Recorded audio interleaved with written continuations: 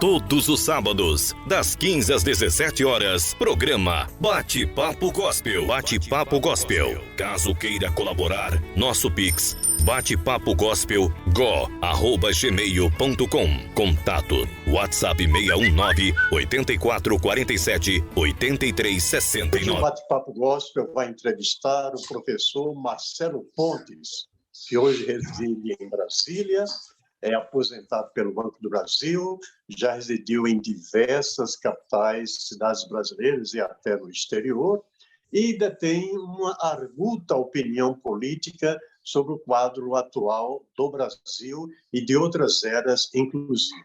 Ele possui um Instagram, cujo canal é Ideias Recicladas, e faz palestras, foi professor por diversos anos. O professor Marcelo Pontes é graduado na Faculdade de Arquitetura e Urbanismo pela Universidade Federal do Rio Grande do Sul, especialista também em gestão pela Fundação Getúlio Vargas. Ele é especialista em ensino pela Universidade Luterana do Brasil e também possui uma larga experiência, na docência em diversas universidades brasileiras, como a Uniub, a UBRA, Unip e etc. Ele foi coordenador do projeto de logística na instalação de expansão de agências do Banco do Brasil na costa leste dos Estados Unidos, nos anos 2008 a 2009. Foi coordenador geral de administração e diretor do programa Mulher Viver em Violência na Secretaria Especial de Políticas para as Mulheres, ambas da Presidência da República, na gestão Dilma Rousseff. Professor Marcelo, agradecemos pelo convite à nossa entrevista aqui pelo Bate-Papo Gospel e iniciamos perguntando: você que é católico de nascimento, você que possui algum conhecimento de religião, digamos assim, e como simpatizante do PT, que trabalhou, inclusive, no governo da Dilma Rousseff, você viu alguma atitude dos governos Lula e Dilma, ou mesmo do partido como um todo, contra os evangélicos ou contra religiões em geral, até a presente data? Oi, boa tarde, Joaquim, obrigado pelo convite. Eu posso te garantir, com todas as letras, que eu não vi nenhum tipo de ação, seja do governo Dilma ou indiretamente do governo Lula, onde eu participei indiretamente, porque eu era funcionário público na época, né? Não existe, né? Eu acho que a gente poderia, quando a gente fala em liberdade, fala em religião, eu acho que a gente podia pensar muito que em 2003, o presidente Lula ele sanciona a lei da liberdade religiosa, que permite a liberdade de culto. O próprio Partido dos Trabalhadores ele sempre foi pautado por algumas pautas, por alguns assuntos, né, pautado por alguns assuntos que dizem respeito justamente às liberdades. Então, se você pegar, a gente tem outras leis, você como bom jornalista deve já ter feito esse levantamento, mas a gente tem aí a Marcha para Jesus, que faz parte foi sancionada também, acho que no governo Dilma, a gente tem o Dia do Evangélico, então não existiu nenhuma ação desses governos que fosse contra ou que fosse alguma indicação do PT contra os evangélicos. Isso não existiu e tenho certeza que não existe. Pois bem, Marcelo, você falou algumas leis sancionadas por Lula e Dilma, e eu acrescentaria também a lei do Dia Nacional de Combate à Intolerância Religiosa, que é 11.635/2007, e a lei 12.328 de 2010, Dia do Evangélico, 30 de novembro, além dessa lei da Procuração do Evangélico, que você já mencionou aí também, já foi no governo Lula em 2016. Diante desses eventos, desses fatos, que provam cabalmente que nem Lula nem Dilma, nem o PT em geral é contra religiões, eu lhe perguntaria, Marcelo, embora você não seja evangélico, mas você deve ter amigos evangélicos, conhece um pouco digamos, da cultura, do modus vivendo do evangélico. A que você atribui esse estigma, né, que impingiam sobre o binômio Lula-PT? Então, eu vou te falar de uma forma mais assim, floreada, vamos dizer. A minha esposa é evangélica, por exemplo, né? O meu melhor amigo é evangélico. E a minha esposa tem muitas amigas que são evangélicas, inclusive pastoras. Ela tem um núcleo grande de mulheres amigas dela que são pastoras. Então, eu convivo muito com as ideias da religião, de evangélicos de diversas vertentes, né? Até o meu cunhado de uma outra igreja também evangélica. Enfim, e o que acontece? O que eu percebo é que existe um alinhamento de ideias entre no meu caso, por exemplo, fui criado na religião católica e outros amigos também de outras religiões. Todos nós queremos a mesma coisa. A gente quer paz, a gente quer viver em paz, quer progredir, quer ter a nossa tranquilidade. E o que acontece? Acontece que nem sempre isso é possível, né? Em alguns momentos é difícil ter isso. Em alguns momentos que a gente está em crise, em alguns momentos que falta dinheiro, em alguns momentos que falta saúde. Quando a gente está com um plano e o plano não se realiza, a gente está esperando alguma coisa, ela não acontece. Isso faz parte da vida. O que aconteceu no Brasil? A partir do governo Lula, a gente tem, essa é a minha opinião, né, Joaquim? A gente tem uma ascensão de algumas classes sociais, de algumas pessoas de classes sociais que estavam desaparecidas. É o que eu chamo da sociedade invisível. Essas pessoas, elas não andavam de avião, elas não tinham conta em banco, elas não tinham carteira assinada, por exemplo. E a partir do governo Lula, com uma série de medidas que ele toma, a gente começa a ter 40 milhões de pessoas que passam a ter acesso de contas, a criação de 20 ou mais, eu não tenho esses números de cabeça, mas 20 milhões de empregos só no governo Dilma. E isso começa a incomodar algumas classes sociais no Brasil que dominavam até então. É aquele negócio assim, ó, a pessoa tem um poder e manda em todo mundo, e de repente esse poder dela começa a ser questionado. E eu acho que foi isso que aconteceu no Brasil. No momento em que as políticas do presidente Lula começam a dar oportunidades para as pessoas entrarem na universidade, para viajar de avião e conhecer o Brasil, e praias do Nordeste, passar férias, ter direito a férias, ter direito a uma carteira assinada, a uma folga por semana, isso começa a incomodar algumas pessoas. E essas pessoas incomodadas, elas começam a canalizar todos os pequenos problemas cotidianos para o Lula e para o Partido dos Trabalhadores. Então, uma pessoa, como eu falei antes, que está passando por um momento difícil, que está procurando emprego, ou que está com um filho doente, ela começa a querer entender o que está acontecendo, e muitas vezes tudo isso era direcionado para o governo do PT. Não tem saúde, mas tem estádio. Não tem isso, mas tem aquilo. Então, todo esse preconceito contra o Lula e o Partido dos Trabalhadores, ele está justamente alinhado com uma ideia que começou a ser formulada pelo Eduardo Cunha, que inclusive está preso, que era o presidente da Câmara, né? Que ele, como líder da bancada evangélica no Congresso, ele começa a fazer um movimento contra o PT em busca de preparar o seu nome para ser o substituto da presidente Dilma.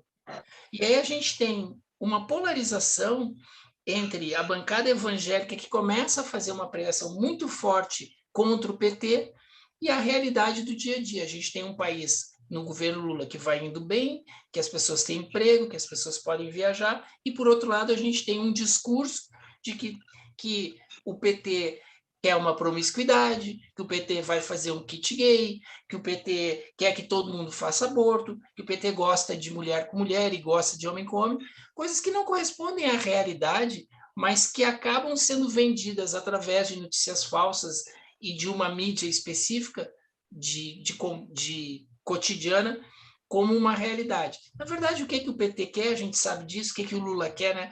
O Lula quer viver em paz, quer que os brasileiros viajem, quer que toda criança tenha escola, que todo mundo tenha posto de saúde, que quem quiser fazer faculdade faça. Essa é a realidade. mas se criou um preconceito justamente manipulado por essas pessoas que têm poder para que elas não percam o poder ou pelo menos não compartilhem esse bolo com as classes menos privilegiadas. Lembro-me de uma das suas últimas lives, quando você cita uma frase daquele escritor Mark Twain. Me corrija se eu estiver equivocado, né? Você disse algo que o Twain teria afirmado que, se não me falha a memória, a mentira viaja a cavalo ou de avião enquanto nós ainda calçamos as botas. E a verdade está calçando, enquanto a verdade calça as botas, a mentira não volta na terra, algo do tipo.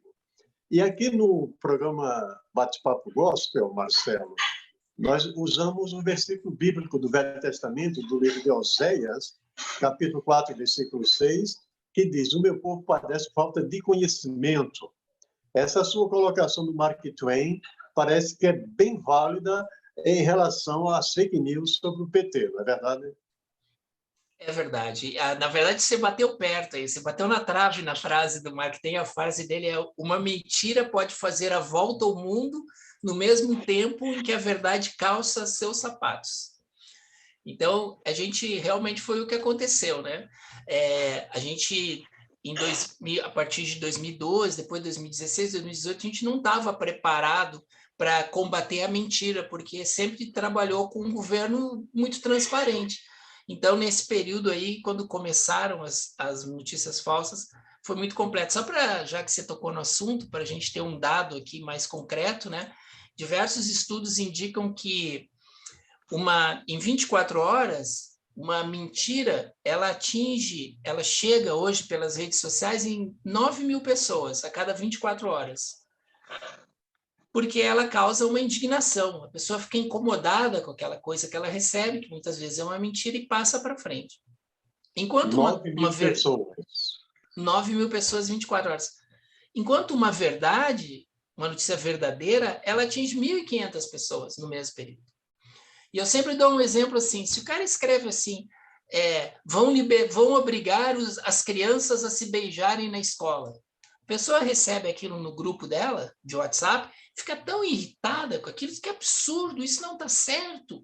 Olha só, vou mostrar para todo mundo isso, e mostra para todo mundo. Agora, se manda uma mensagem para ela, eu sempre brinco assim: descoberta a cura do câncer, ela lê e diz: que legal. Né? E não passa para ninguém, porque aquilo causa uma felicidade nela, mas a felicidade ela tem mais dificuldade de compartilhar do que a tragédia, né? Então, isso é muito comum. E por isso que as mentiras elas circulam em alta velocidade na rede. Perfeito. Você, que já morou nos Estados Unidos entre os anos 2008 e 2009, conhece bem a mente política, bom, conhece bem em termos, né? Não sei até quando você perscrutou a mente política do americano. Se bem também que há vários livros, né, com as vias abertas da América Latina e outros mais que você deve ter lido e estudado. Mas também não sei se quando você foi para lá, foi como se deu comigo, há cerca de 30 anos, quando eu estive lá, me apresentaram um formuláriozinho onde perguntava se eu fazia parte de algum partido de esquerda. O que eu quero dizer com isto? Primeiro que você responda se esse papelzinho te foi passado. Hoje está no advento da internet, né? Se no questionário pela internet que você preencheu lá na embaixada, se teve essa pergunta. Mas sabemos que o americano sofre de esquerdofobia. Ele tem um pavor de comunismo, né? Como se fosse o próprio demônio. Né? Tanto que esse é um grande preconceito dos evangélicos.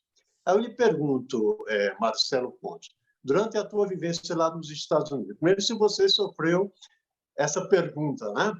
E lá nos Estados Unidos, o que você percebeu, sentiu na própria pele em relação à esquerda, à América Latina, né? E ao Brasil?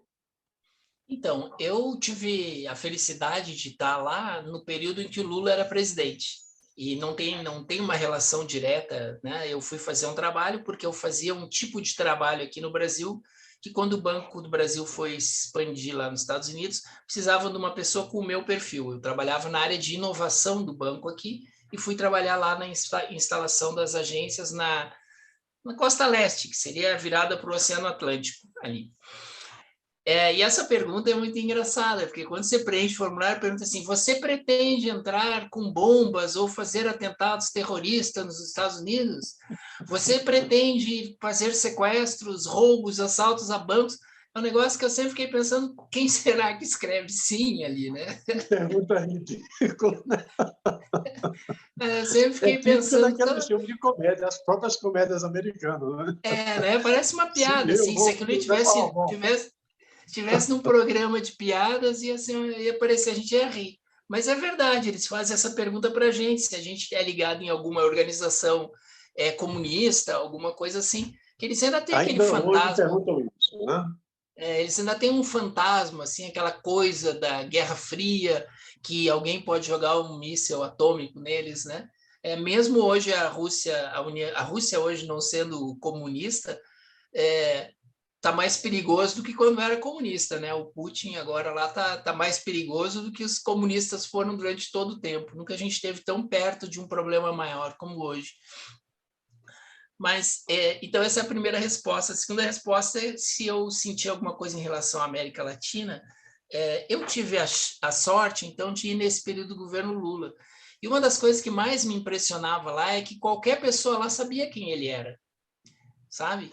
E falava bem dele, né? Depois... Curiosamente, eu lhe interrompo com a sua permissão, Não, mesmo mas sem claro. você me dar a permissão. Quando eu estava lá, perguntava era sobre Pelé. Pelé era o mais conhecido de todos, né? E até confundiu o Brasil com a Argentina, né? Isso, exatamente. Mas, então, graças a Deus olha que o Lula conseguiu, digamos, botar o Brasil no pódio, digamos assim, das nações, né? Sim, eu acredito que sim. Até tem uma situação bem curiosa, porque lá, quando eu fui para lá, eu estava saindo de uma boate, vamos dizer assim, um clube de dança, de música, aqueles de música soul, né? Que de blues, que tem muito Bruce. lá. E era a madrugada, assim, e tinha um rapaz de rua pedindo na rua, assim, pedindo dinheiro, né? E aí, quando ele Especialmente veio... ali pela Lusiânia, né? Quando ele veio me pedir dinheiro, eu falei que não, que eu não tinha nada, eu não tinha mesmo na hora, assim, né? Daí ele viu meu sotaque, fez uma pergunta qualquer, eu falei que eu era do Brasil, daí ele falou, do Brasil, Lula, você é Lula, então, Lula, um grande cara. Cara, assim, cara, sabe? Aquilo me surpreendeu, porque ele tinha tudo para não saber nada sobre o Brasil, né? Mas sabia. Então, assim, para não mentir, para não te mentir para os ouvintes e para as ouvintes, o Ronaldinho Gaúcho também era...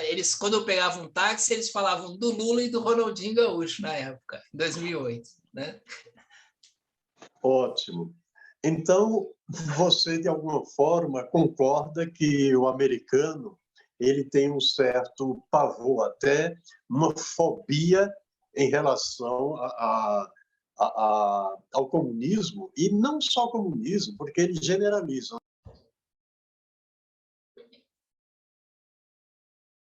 Você ficou sem som.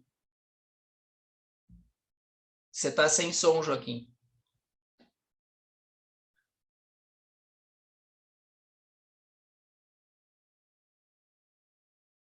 Vou repetir a pergunta, viu, Marcela?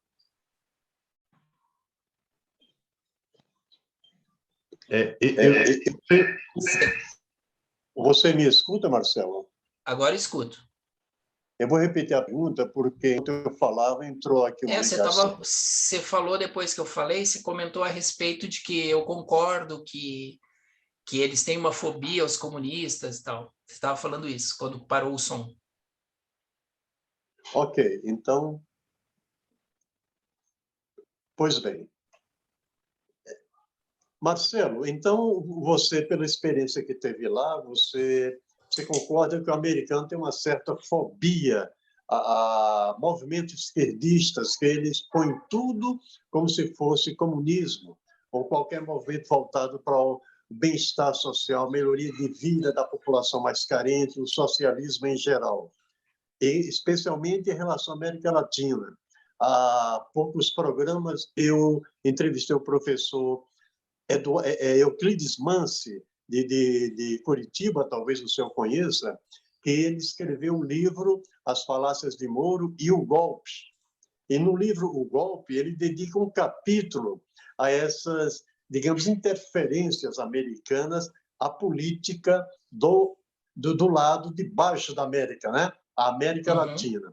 Aí eu lhe perguntaria, Marcelo, a Vaza Jato também, né, veio trazer, digamos assim, os bastidores, né, ou o subterrâneo da Lava Jato. E ali mostrou-se, né, com fortes evidências de um certo pacto, né, um pacto tanto espúrio dos nossos magistrados com o FBI, a inteligência americana e etc.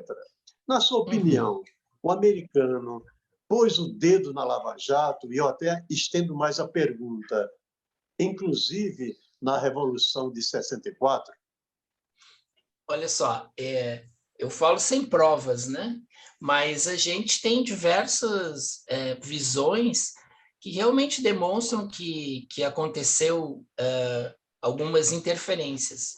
Se você olhar esse processo da Lava Jato, ele é um processo que já aconteceu em outros países de uma forma similar. A gente já teve algumas outras experiências do mesmo tipo, de um processo jurídico que acaba fazendo uma interferência no processo político. Então, se a gente pegar 64, fica muito mais claro isso, né? Porque em 64 a gente tem uma ascensão de um governo que, na época, era um governo voltado para os interesses do povo, que prometia uma reforma agrária, que prometia igualdade de condições para todos. E eu acho que a gente precisa falar, Joaquim, muito mais sobre algumas coisas que as pessoas talvez tenham mais dificuldade, que entender o que é o comunismo e o que é o socialismo. Porque quando a gente... Vamos lá, eu vou fazer algumas perguntas e eu gostaria assim, que cada pessoa que estiver nos ouvindo responda para si mesmo, né? Você acha que todas as pessoas têm que comer pelo menos 2 ou 3 refeições por dia? Sim ou não? Você acha que todas as pessoas têm que ter direito à escola? Sim ou não? Você acha que todas as pessoas têm que ter direito à saúde? Sim ou não? Você acha que todas as pessoas têm que ter direito à moradia? Sim ou não? Isso é comunismo? Não, é isso que a gente defende. A gente defende uma sociedade igualitária. E aí as pessoas, mas vocês defendem outras coisas que são contra a minha religião e tal. Bom, então vamos conversar. Vamos sentar e conversar. É importante a gente debater, né?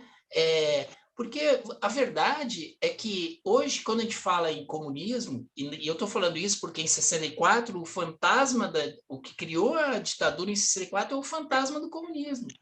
Os Estados Unidos tinham medo que o Brasil se tornasse um país comunista aliado à União Soviética, e aí seria um grande país da América Latina, eles iam perder muito poder no mundo. Então, eles realmente patrocinam aquele golpe militar e dão todo o apoio naquele período ali. Isso está documentado em diversos livros, qualquer um que pesquisar vai encontrar. E hoje a gente vive, mais uma vez, essa conversa de comunismo. Né? O Brasil está longe de ser um país comunista, o PT está longe de ser um partido comunista. A gente tem que enxergar com mais clareza o que são, e talvez se informar melhor, o que são as correntes de pensamento. Toda pessoa que pensa dessa forma, que todos têm que ter as mesmas condições, que o país tem que ser para todos, que não deve ter privilégio, é uma pessoa humanista, que pensa na vida, que pensa na liberdade do outro. E a gente está perdendo isso, Joaquim. A gente está perdendo essa ideia de ser o mais humano colando rótulos nas pessoas.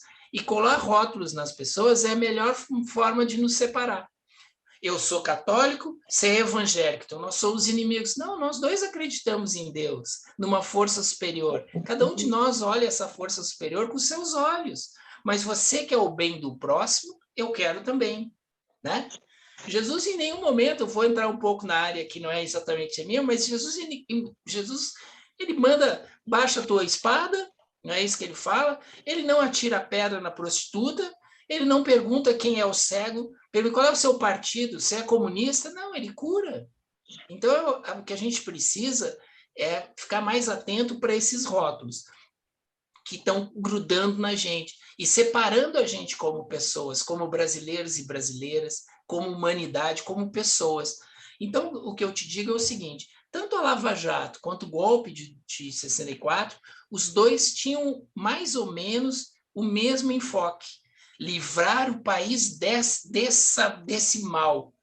Mas esse mal, na verdade, não existe. Esse mal é uma construção, uma invenção que vai, ao contrário, vai de encontro ao que a gente prega. Então, eu sempre lembro muito do Paulo Freire, né? O Paulo Freire, hoje em dia, ele é massacrado, que foi um grande educador, né? Ele fala sempre em compreensão, compromisso e responsabilidade. Então, olha que legal, compreender, assumir um compromisso e ser responsável pelos oprimidos, pelos excluídos e pelos dominados. Isso ele chama de ética universal, e eu acho que é isso que falta hoje. As pessoas dizem muitas coisas, sabendo que estão dizendo uma coisa que é falsa e mentirosa, e acabam convencendo outras pessoas que estão incautas, que não estão preparadas para fazer o enfrentamento, e a gente cai nessa coisa da Lava Jato, por exemplo.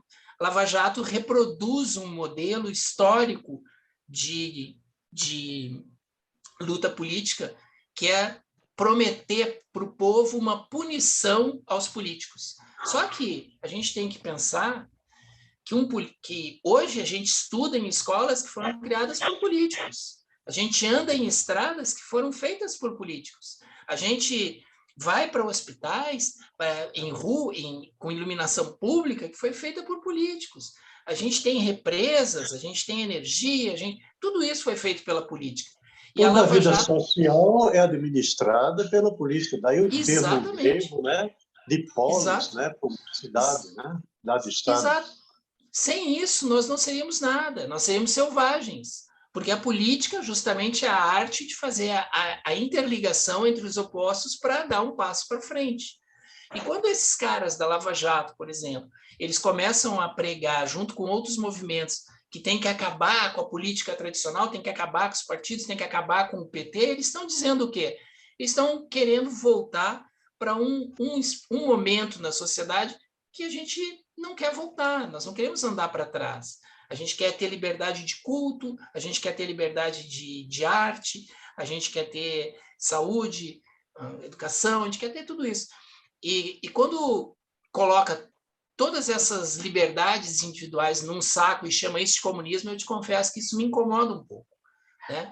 E aí, sempre em defesa da sociedade, da família, da sociedade, contra o comunismo, eles fazem diversas barbáries, como foi a prisão do presidente Lula, hoje comprovada em diversas instâncias, inclusive na Organização das Nações Unidas, que é a ONU, que foi uma falácia, foi uma grande mentira que nos levou para essa caos que nós vivemos hoje na sociedade brasileira.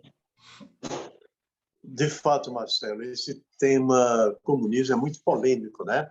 Até o deputado aí, Eduardo Bolsonaro, tentou criminalizar o comunismo, assemelhando, né, ao nazismo, né? Como se, vamos dizer, o comunismo fosse o fim do mundo, né?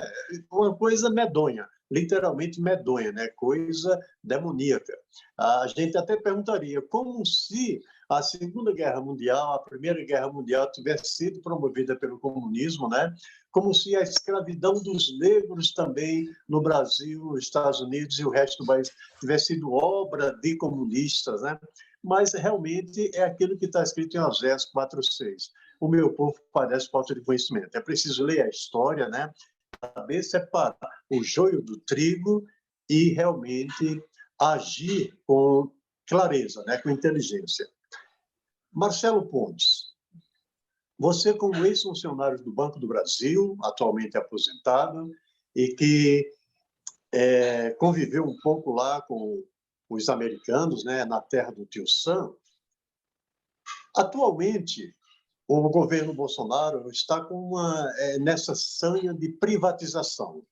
E como ele não pode privatizar o Banco do Brasil diretamente, que seria um impacto social tremendo, inclusive os funcionários se levantariam. Eu mesmo me lembro bem, nos anos 80 e 90, quando era funcionário lá, os sindicatos são muito fortes, né? Os sindicatos dos bancários.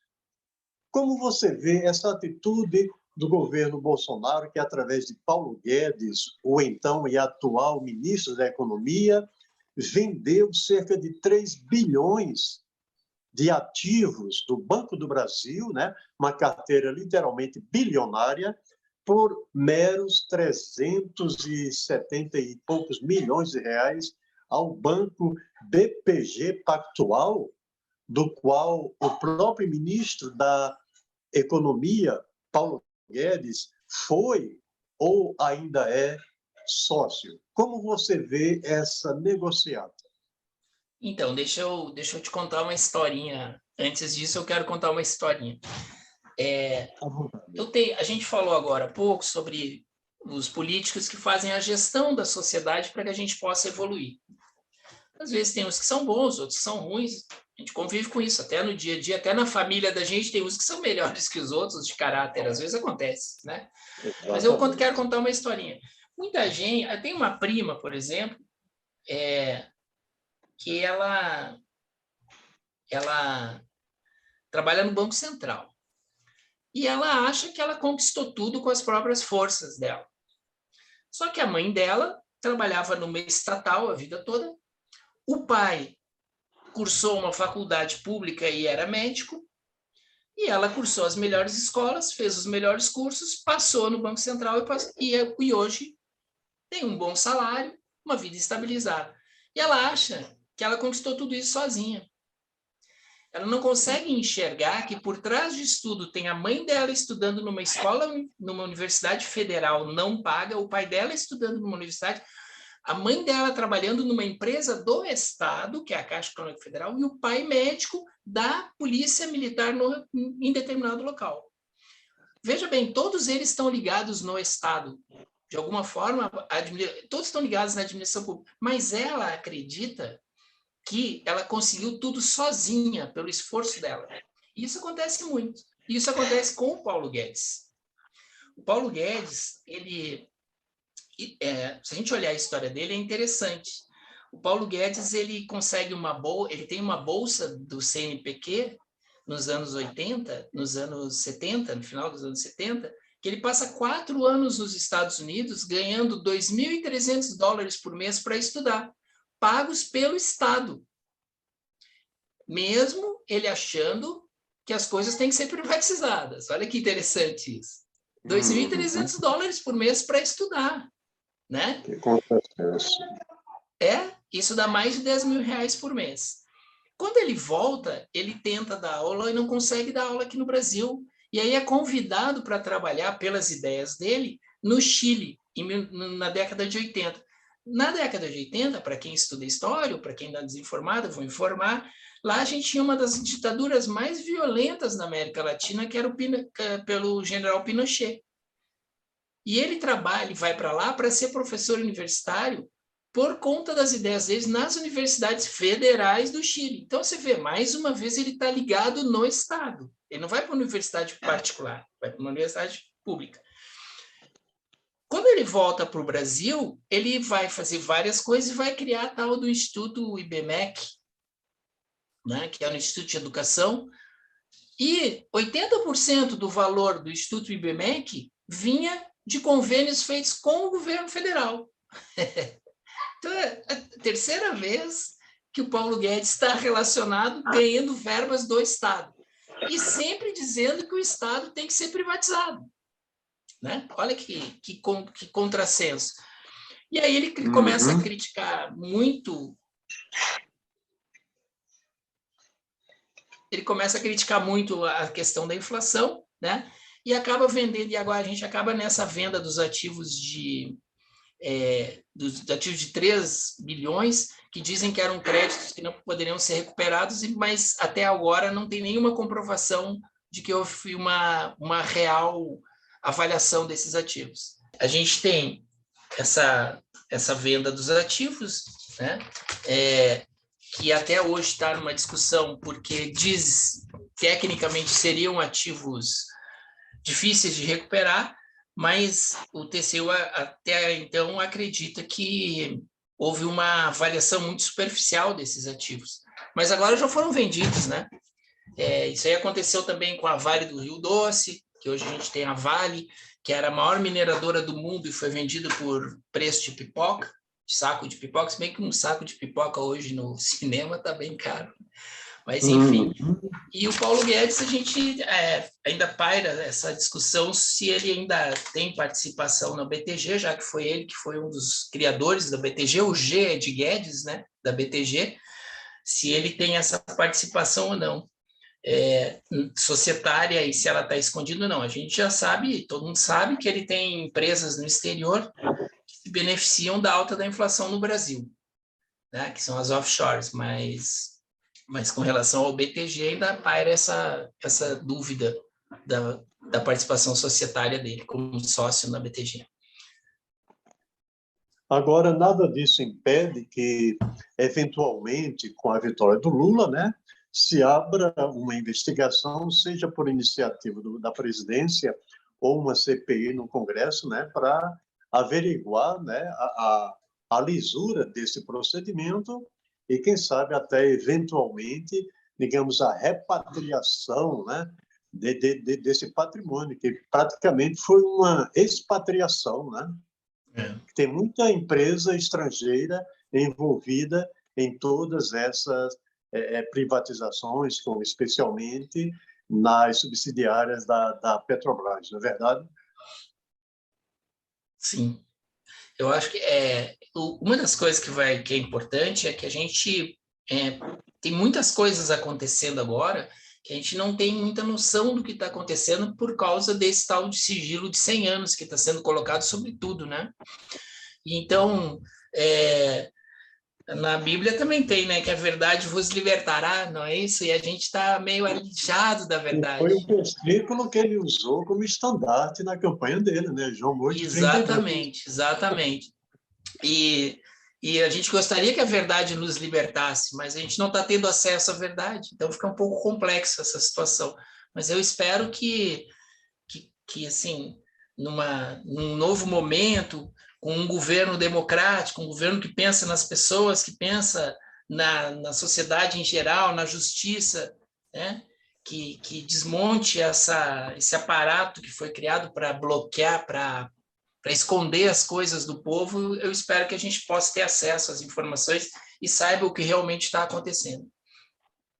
E é lamentável, Marcelo, que os meus irmãos evangélicos, né, a sua esposa também, se bem que ela deve ser mais esclarecida politicamente do que os demais evangélicos, né, eles não procuram se aprofundar nesses fatos, nessas atitudes, né, do governo, apenas assinam embaixo de uma forma literalmente subserviente.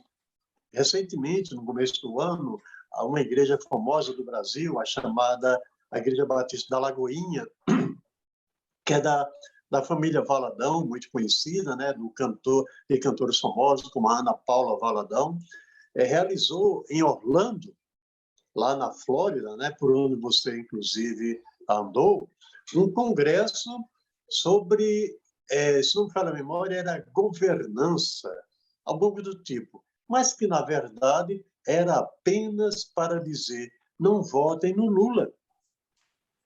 A gente entra lá no YouTube, inclusive eu fiz uma matéria sobre isso, fiz comentários lá, que no começo eles bloquearam o meu comentário, aí depois que eu reclamei do bloqueio foi que eles liberaram esse comentário, no qual até o Alan dos Santos, né, aquele blogueiro polêmico, né, youtuber polêmico, que ainda hoje está com mandato de prisão em aberto contra ele, estava falando coisas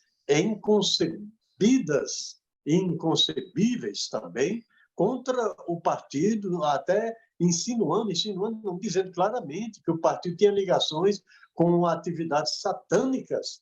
Ora, você falar isso num grupo de evangélicos, meu amigo, é uma das maiores calúnias políticas que se pode fazer. E nessa última palestra que eu assisti com você, Marcelo Pontes, você fala muito sobre a fake news, né, como uma tecnologia, né, voltada para o mal. Aí Sim. eu lhe diria, que conselho você dá, especialmente para o público evangélico e para o público em geral, para combater de uma forma eficaz essa indústria de fake news, que neste ano certamente vai ser mais voraz do que a de 2018? Olha, hoje a gente tem essa tática de mentiras, ela é uma tática que já foi usada em muitos momentos de outras formas. Foi muito usada na ascensão do nazismo. E é estranho, porque quando a gente olha para isso, a gente vê que eles diziam também lá durante o nazismo que os judeus tinham ligações satânicas, sabe? E os judeus são uma religião que tem um tipo de ritos, né? Assim como cada uma delas tem. Algumas têm ícones, outras não têm, mas são religiões. E que se opõe totalmente a Satã, né?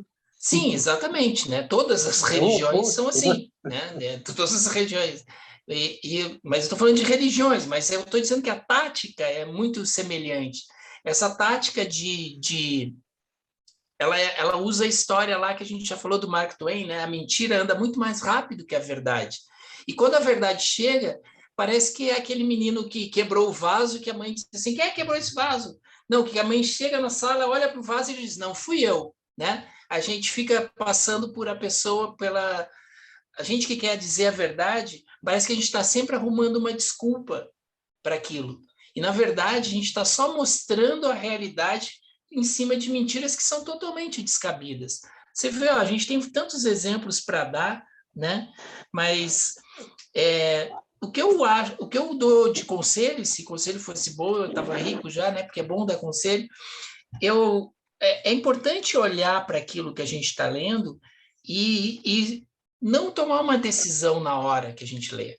Esperar aquilo sedimentar um pouco. Porque às vezes a gente olha aquilo e fica com raiva daquilo, né? E vão distribuir uma mamadeira que é um pênis, sabe? Aí se a gente para 5 minutos, vai Quantos na cozinha, milhões não acreditaram numa fake news dessa, né? Quantos milhões?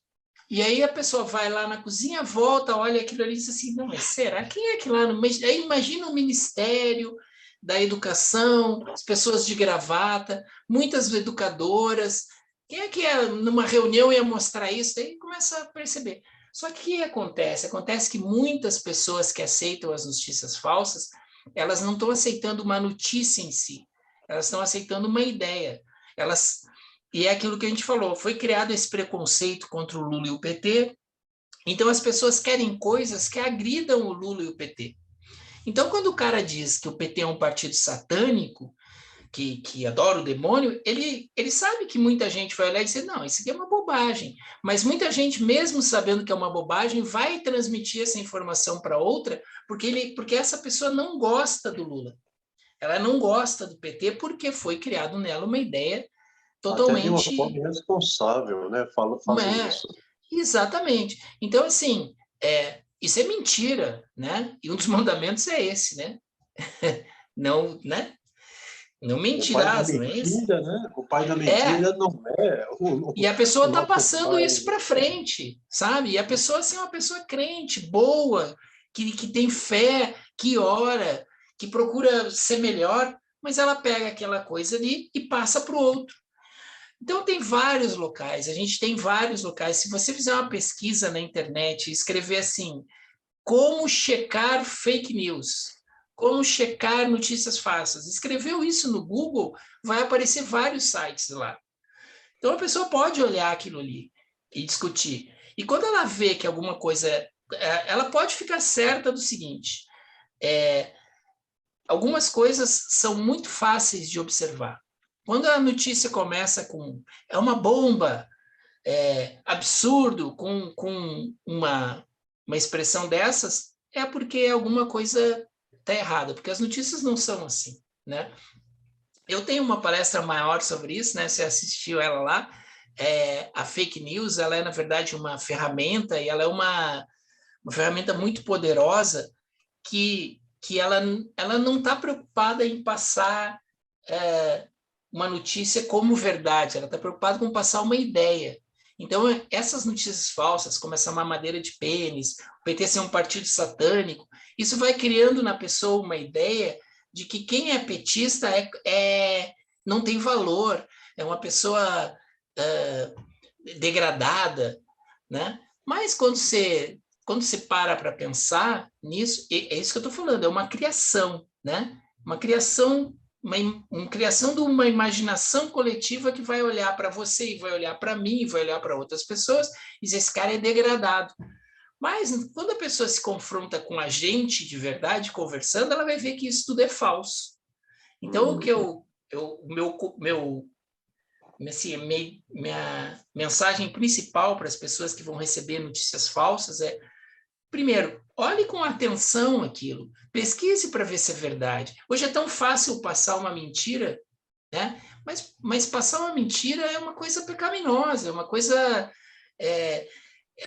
ela diminui a alma da pessoa quando você mente, quando você participa de um movimento de mentira, né? Isso é uma traição com a verdade. E a gente não pode permitir isso.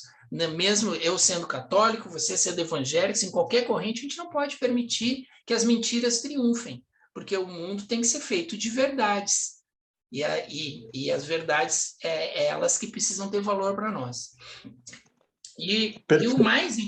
desculpa, só o mais fundamental de estudo é ter paciência, né, Joaquim? A pessoa precisa ter paciência, ela precisa olhar aquela notícia e, se ela achar, ficar muito irritada com ela, tentar manter a calma. Em outras fontes, né? Exatamente, procurar em outros locais, se aquilo realmente foi daquela forma, se aquele partido realmente pensa isso. Você vê, a Manuela Dávila, espalharam que ela ia fechar as igrejas no Rio Grande do Sul, quando ela era candidata a prefeita, que ela ia fechar todos os templos no Rio Grande do Sul, porque ela era contra a religião. Ora, gente sabe que isso é impossível de fazer, né? Então, uma pessoa que passa essa notícia, ela sabe que não dá para fazer, mas ela está, de uma certa forma, querendo o mal. Neste ano, o PT criou o setorial intersindical.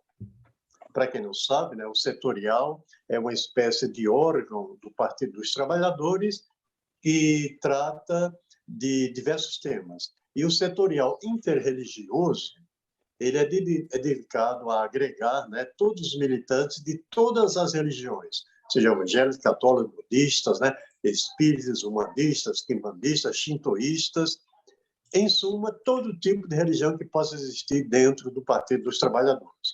Além do núcleo de evangélicos, que já existia, né, o NEPT, do qual o NEPT de Valparaíso é um dos, digamos assim, responsável pelo programa Bate-Papo Gospel, e do qual eu sou coordenador, e o colega Elisandro Rodrigues, da Igreja Batista, que foi candidato várias vezes a vereador aqui em Valparaíso, é o vice-coordenador. Essas atitudes, Marcelo Pontes, aliada digamos assim, a atitude do pastor Paulo, né, que tem se prontificado a levar o PT mais para dentro do mundo evangélico, na sua opinião, seriam atitudes suficientes para o PT se aproximar mais do evangélico? Porque também sabemos que, com a decepção do governo Bolsonaro, muitos evangélicos também se arrependeram de ter votado nele. E, conquanto tem havido um grande volume de votos evangélicos, o Fernando Haddad, em 2018, também levou cerca de 10 milhões de votos dos evangélicos. Você acha que essas medidas elas são bastantes para o PT se aproximar mais do eleitorado evangélico? Eu acredito que sim, que são medidas importantes. São medidas que podem trazer um esclarecimento para as pessoas dessa crença ou dessas religiões sobre o que é o trabalho que o PT pretende fazer. E o trabalho que o PT já fez, também dá para dizer. Mas talvez o mais importante que isso seja dizer que as pessoas também têm que ouvir agora. Porque a gente... houve um fenômeno no Brasil de uma polarização, de uma cisão da população, eu já falei um pouco sobre isso, que nos tirou qualquer condição de diálogo. A gente não consegue mais conversar, a gente só sabe brigar. E aí eu paro para pensar e fico olhando para trás e penso assim, essa pessoa que está no governo do Brasil hoje é um cara que pegou um microfone, fingiu que era uma arma e disse, vamos metralhar a petralhada do Acre. É um cara que falou que não deixaria... Isso não é fake news. Se vocês pesquisarem, tem vários sites mostrando isso. É um cara que falou que o filho dele jamais namoraria uma negra porque ele não era promíscuo. Veja bem, esse cara disse isso. Disse que preferia matar o filho do que deixar ele ser homossexual, né? Disse que a filha foi uma fraquejada dele, que ele tinha vários homens, filhos, e daí fraquejou e teve uma mulher, como se a mulher fosse uma coisa, uma espécie de punição para ele. Então, essa pessoa... e expressões que o Lula jamais usou, nem quando presidente, nem como sindicalista, em momento algum da vida do Luiz Inácio Lula da Silva, correto? Correto, corretamente. Então, veja bem, essa pessoa que diz todas essas coisas, o que ela diz para mim? Ela diz para mim que ela não respeita as diferenças entre as raças, ela não respeita quem é preto, quem é branco, ela acha que um é melhor que o outro, ela acha que as mulheres são piores do que os homens, ela me diz que ela acredita que poderia matar algumas pessoas, que algumas pessoas merecem ser mortas pelo que elas pensam politicamente. Ela me diz todas essas coisas. O que eu acho que agora as pessoas têm que olhar e dizer assim, eu concordo com isso. Fora do calor da emoção, que foi 2018, toda aquela confusão, aquela perseguição, a Dilma, aquela coisa toda, a TV, eu concordo com isso. Eu acho mesmo que tem que matar as pessoas que pensam diferente de mim. Eu acho mesmo que uma pessoa branca que namora uma pessoa negra é promíscua. O que a minha religião diz disso? Minha religião diz que eu devo matar a pessoa que é diferente de mim. Ela diz que eu devo amar, que eu devo oferecer a outra face, que eu devo amar o próximo, fazer o bem. Ou ela diz que eu devo matar quando a pessoa diz uma coisa diferente da minha. Né? A minha religião diz que as mulheres têm que ter um subemprego, que as mulheres têm que ser humilhadas, que as mulheres merecem apanhar. Minha religião diz isso. Então, as pessoas têm que olhar para isso agora. Eu acho que se a gente está falando, já que nós estamos falando, né, um pouco sobre isso também, as pessoas precisam olhar para isso e decidir o que elas querem. Porque quando a gente olha para o passado, a gente vê que a eleição de 2018 ela aconteceu num calor de uma mídia, de toda uma história, que hoje já não existe mais. Então, hoje dá tempo das pessoas olharem para o que elas fizeram, olhar se a vida delas melhorou, piorou, se o gás está mais caro, se a gasolina está mais cara, se tem escola para todo mundo, se tem saúde para todo mundo, e daí fazer essa comparação e tomar uma decisão. Porque é impossível que a gente tenha, em 2022, uma eleição com uma pessoa que não quer fazer debate, que coloca sigilo de 100 anos nas ações que toma e nas ações dos próprios filhos, contra um líder político que foi preso e depois foi libertado porque não foi nada comprovado, eram tudo criações e mentiras, e isso está em qualquer lugar, inclusive fora do Brasil, por tribunais de fora do Brasil. É impossível que a gente tenha uma eleição entre essas duas pessoas, uma pessoa que tirou 40 milhões da miséria, que bancarizou, que criou o programa Escola para Todos, que criou os programas para pessoas com deficiência, o Brasil Sorridente, Mulher que ganhou o prêmio da ONU, né? Mulher Viver Sem Violência, que eu tive a honra de ser o diretor do programa, que foi considerado o maior programa de enfrentamento à violência contra as mulheres do mundo, sabe? É impossível, e tem tantos outros, né? O Minha Casa Minha Vida, Fome Zero, que é impossível que a gente pegue essa pessoa, que é o Lula, e pegue essa outra pessoa, que é o presidente do Brasil, que trabalha 4 horas por dia, segundo as estatísticas que estão aparecendo nos jornais agora, que prega a violência, que prega a estupidez, que age com estupidez, que esconde os fatos, que mente e depois volta atrás e diz que não era bem isso, mesmo estando tudo filmado. É impossível que as pessoas hoje olhem essas duas pessoas e escolham essa que está no governo hoje. É impossível que elas não escolham, na hora de fazer essa opção, façam pelo presidente Lula. Né? Porque se você olhar por todos os aspectos, pelo aspecto econômico, pelo aspecto social, vamos dizer assim, psicológico, e da educação da pessoa e da forma, da tranquilidade de conduzir as coisas, se você pegar pelo aspecto da melhoria da saúde, a gente tinha mais médicos, que cobriu o Brasil com médicos, se você pegar todos os aspectos, a gente vai ver que a opção pelo Lula era melhor. Né? Então, até pela opção espiritual, se você pegar uma pessoa um líder que acha que todas as pessoas têm o direito de exercer sua fé da forma que for conveniente para elas, e a outra acha que não, que todas as pessoas têm que fazer da mesma forma. Né?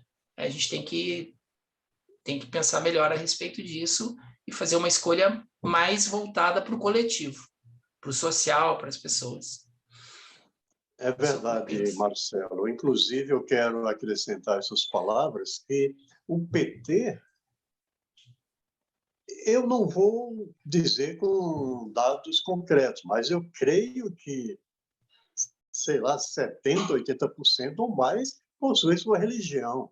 Ou o católico tradicional, né? O evangélico mesmo, como eu, a sua esposa e diversos outros mais, né? Que são simpatizantes ou filiados ao PT. O próprio Lula já disse que é católico, desde a mamãezinha dele, a dona Lindu, né, que era aquela católica que seguia ao Frei Damião, a minha avó lá de Pernambuco, eu sou pernambucano também, como nosso querido Lula, eram seguidores, né? O próprio Haddad, né, Fernando Haddad, que estudou em colégio de padres ou de freiras, e tinha um avô que era sacerdote católico, né, da Igreja Católica Ortodoxa, né, lá da Síria, de algum país ali do Oriente, do Meio Oriente. Então, o PT, ele agrega a todos. Agora, o PT não vai perseguir o ateu, né? O PT não vai perseguir os umbandistas, o PT não vai perseguir ninguém de nenhuma religião. Então, é isso que os nossos evangélicos têm de compreender, que nem somente o PT não persegue o evangélico, como também não deve perseguir outras igrejas. Mas, Marcelo Pontes, as suas considerações finais, e nessas considerações eu gostaria que você mandasse uma mensagem especificamente para o eleitorado evangélico. Por que eu digo eleitorado evangélico? Porque além do programa ser realmente de natureza evangélica, o Bate-Papo Gospel, o evangélico ele vê o Lula de uma forma diferente que o católico vê, né? A maioria dos evangélicos, não digo todos, que já tem alguma parte que discorda disso. E o católico vê de outra forma, o umbandista vê de outra forma, o budista, o shintoísta. Então, a sua mensagem final aos evangélicos do Brasil inteiro. Bom, eu diria o seguinte, eu diria que o Lula, durante todo o seu governo, e a Dilma, durante todo o seu governo, jamais editou ou deu alguma declaração que desabonasse ou que fosse contrário ou que fosse provocativa para os evangélicos. Não fez. E se fez, eu gostaria que até me dissessem, porque eu tenho certeza que não fez, né? Uhum. O PT eu digo isso até no meu programa, viu, professor? Eu digo isso no meu programa. Se alguém souber alguma coisa contra o PT, me diga, para a gente discutir, para a gente analisar e buscar as provas dessa situação. Sim, verdade. E a outra coisa que eu digo é que o PT, o Lula, como líder, ele não é um líder perseguidor, né? Ele não é um líder. Ele poderia, quando assumiu, eu trabalhei na presidência da República, muitas pessoas no governo em 2010 eram pessoas que ainda estavam no governo desde antes dele. O PT não entrou no governo federal e botou todo mundo para a rua e botou pessoas novas. Não fez isso. Ele aproveitou as pessoas que tinham lá e disse, olha, vamos trabalhar juntos. E aí trabalhar. Então, a essência do Partido dos Trabalhadores, a essência do Lula não é dividir, é juntar. Né? E hoje a gente vive num país em que a essência do líder é dividir. Ele quer que a gente se divida. E ele quer que a gente se divida porque é mais fácil dizer para os evangélicos uma coisa e dizer para os católicos outra. Mas o que a gente quer é se unir. A gente quer ficar unidos como povo, a gente quer ficar unidos dentro da nossa célula religiosa, a gente quer ficar unido dentro do nosso grupo de amigos, dentro da nossa profissão, mas no final a gente quer tudo isso ser o mesmo povo brasileiro, que está do mesmo lado, buscando as mesmas coisas. A gente quer fazer um churrasquinho no fim de semana, a gente quer viajar de avião, a gente quer que o nosso filho tenha uma vaga numa universidade federal, a gente quer um leito de hospital. É isso que a gente quer, né? É isso que o PT quer, eu tenho certeza que é isso que os evangélicos querem também. Então, a minha mensagem, em suma, seria essa, que os evangélicos entendam, as pessoas que professam essa fé entendam que o que elas querem é o mesmo que nós queremos, todas as outras pessoas das outras religiões. A gente quer viver em paz, tendo os nossos direitos e tendo a garantia de segurança de todos os dias na nossa vida. Isso não significa que algumas coisas vão ser enfiadas goela abaixo. Não, tudo é discutido na sociedade. Para isso que serve a política, para isso que servem os políticos, para a gente ter várias discussões. O que às vezes é uma coisa assustadora, a gente quando era criança, às vezes ficava com medo de um barulho, né? Ficava ouvindo aquele barulho é assustador. Quando a gente ia ali, levantava e acendia a luz, era um grilo que estava pulando e batendo na janela, fazendo pac, pac, pac. Parecia que era um monstro. Então, vamos acender a luz, essa é a minha mensagem. Vamos acender a luz e olhar para o Lula como a pessoa que realmente o Lula é, uma pessoa que ajudou o Brasil a ser reconhecido mundialmente, que foi reconhecido e recebido por praticamente metade dos líderes mundiais, e vamos juntos aí fazer essa corrente do bem e levar de volta o Brasil para uma posição onde a gente não precise ficar uns agredindo os outros e um botando o dedo na cara do outro, se é isso, se é aquilo. Vamos ser todos brasileiros juntos e vamos construir um país como a gente quer que ele seja, livre dessa violência, dessa agressividade e dessa incompetência que a gente está vivendo hoje. Muito bem. Nós conversamos com o professor Marcelo Pontes, arquiteto, professor também, ex-funcionário, aposentado do Banco do Brasil, que teve experiência lá nos Estados Unidos, e um grande pensador, né? Um pensador livre, um pensador sem ideias preconcebidas. Agradecemos mais uma vez ao pastor Marcelo Pontes, e essa entrevista irá ao ar no programa Bate-Papo Gospel, que vai ao ar aos sábados, entre 2 e 5 horas da tarde, né? Entre 14 e 17 horas, na primeira parte do programa, que é o quadro O Crente e a Política. Professor Marcelo, muito grato, Deus lhe abençoe aos seus projetos, à sua família e ao Brasil, especialmente estamos vivendo um ano eleitoral.